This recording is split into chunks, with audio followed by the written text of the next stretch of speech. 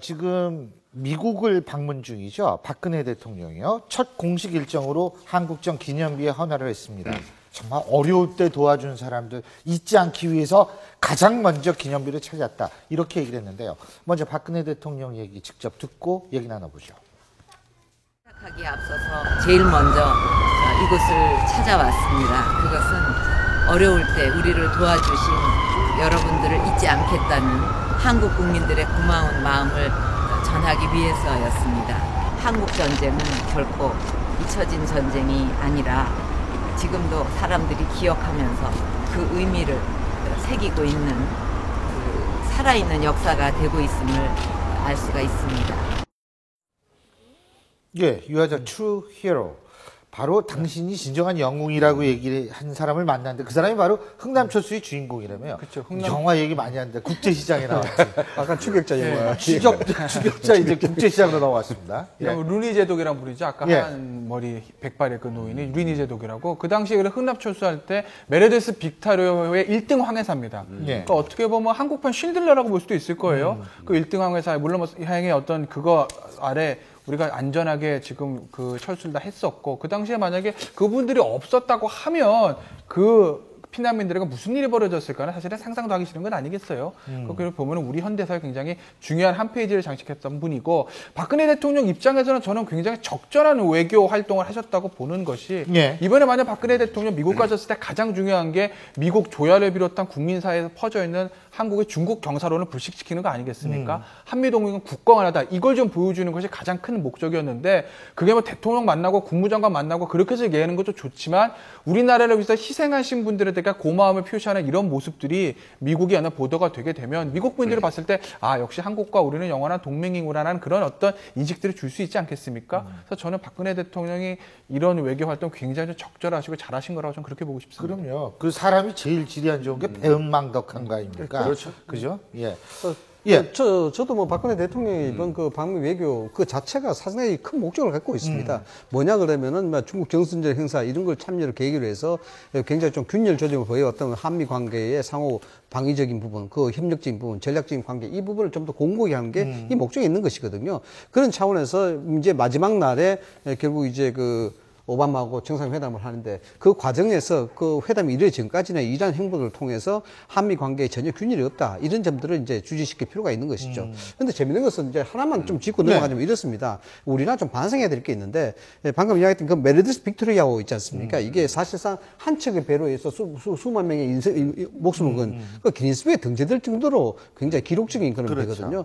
이 배가 93년도에 중국에 고물로 팔렸습니다. 철거됐다는 거죠.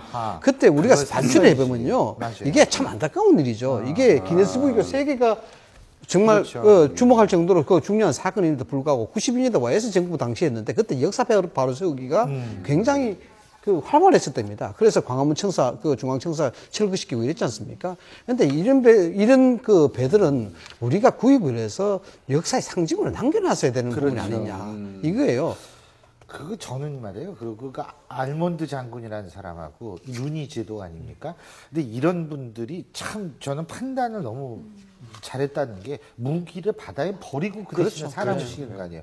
그 무기 버리는 판단 그런 결단을 내린다는 게 얼마나 힘들겠어요. 자기 영창 갈 생각하고서 버리는 거 아니에요, 사실은. 이 영화를 통해서 많이 알려졌습니다만 그 당시 진짜 한국방 신들렸는 현봉학 선생 이야기도 나오지 않습니까? 그 아몬드 장군을 아몬드 소장을 설득을 시켜서 그 우리 피난민들 하게 하는 2000년에도 돌아가셨습니다만 이분들에 대한 부분들도 사실상 근대사 우리 교과서 이야기 많이 합니다만은 많이 새롭게 조명이 돼야 되고 강조가 될 부분이라고 생각합니다.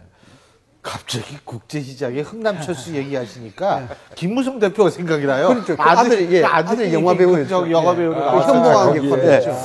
근데 박근혜 대통령이 고 보니파스 대위죠. 보니파스 여러분 혹시 기억하십니까? 보니파스 대위가 바로 그 8.18 도끼 만행 사건 때 북한의 무자비한 독해에 의해서 살해됐던 미군 대위인데요. 바로 그 보니파스 대위의 부인도 만났다고 그러더라고요. 그러니까 루니 제독 같은 경우에는 사실 우리나라 입장에서 굉장히 고마운 사람인 거고 보니파스 미안한 분이죠. 예, 그 저희가 빚이 있는 분인 건 네, 아니겠습니까? 미안하고 왜냐하면 그 남편이 사실은 그 당시에 도끼마능의 사건 때 피살이 된 소령인데 그 당시 제대가 딱 일주일 남았다. 제대가 아니라 본국 송환이 일주일 남았다고 합니다.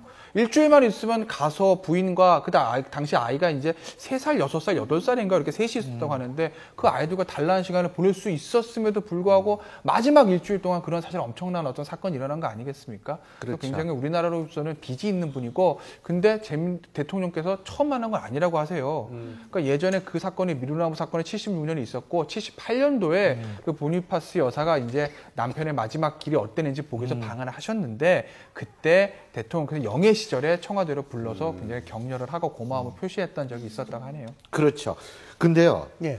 부총장님, 이게 지금 이 코스를 보면 대통령의 동선을 보면 박정희 대통령하고 너무 닮았다. 이런 얘기가 나오는데 그거 어떻게 보세요? 일정 이렇게 많이 해오셨을 거 아니에요? 처음에. 그런데 이제 일정을 짤 때 그런 걸 염려를 예. 사실 이제 염두에 두고 하는데 예. 우리가 이렇게 봐야 됩니다.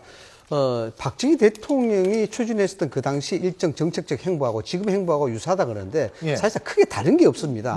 미국과의 안보적 관계도 계속 유지되고 있고 그런 안보적 행보에 대해서 현충탑을 방문한다든가 이런 사람들을 방문해서 한다는 것은 의리 당연히 이루어져야 될 의전적 절차들이거든요. 그걸 이제 아버지와 오버랩 시키니까 똑같이 하느냐 하는데 역대 대통령도 다 그렇게 합니다. 다만 이제 이번 경우에는 좀 많이 한다는 그런 차원이 있는데 그 예를 들어서 중동 건설에 대한 부분도 박정희 대통령 당시에 중동 건설에 대한 부분을 이야기했고 진짜 새롭게 진출을 시작했지 않습니까? 지금도 또 박근혜 대통령이 중동에 대한 이야기하니까 그 아버지 따라 하기 아니냐 아닌데 그건 그렇게 되는 것이 아니고 그렇죠. 지금 중동 시장에 새로운 시장이 또 열리고 있어요. UAE라든가 쿠웨이트라든가 사우디아라비아가 수십억 달러를 투자해서 경제 개발을 추진하고 있거든요.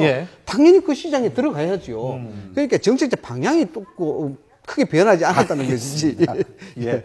아니 그냥 그런 얘기가 있었어요. 조금. 제가 좀 맞습니다. 예, 예.